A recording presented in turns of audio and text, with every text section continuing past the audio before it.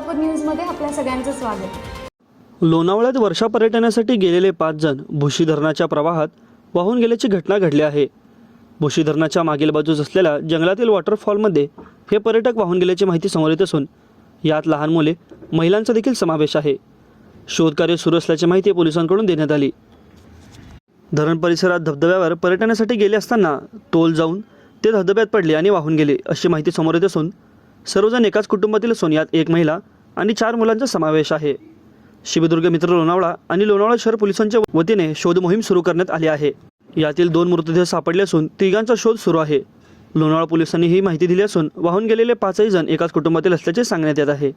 ही घटना घडताच पहिल्याच स्थानिकांनी पर्यटकांनी दिलेल्या माहितीनुसार कुटुंबातील सदस्यांनी एकमेकांना वाचवण्याचा प्रयत्न केला, परंतु पाण्याचा वेग जास्त असल्याने त्यांचे प्रयत्न निष्फळ ठरले आणि ते सर्वजण वाहून गेले। या घटनेमुळे सर्वत्र खळबळ उडाली आहे। दरम्यान तेथील पर्यटकांनी तात्काळची माहिती पोलिसांना दिली असता पोलिसांनी स्थानिक बचाव पथकांकडून शोध मोहीम राबवण्यात आली होती। यापैकी 2 मृतदेह बाहेर काढले आहेत तर 3 शोध अद्याप सुरू आहे। माझं सोलापूर न्यूज या यूट्यूब चॅनलला सबस्क्राईब करा आणि बेल आयकॉन प्रेस करायला विसरू नका।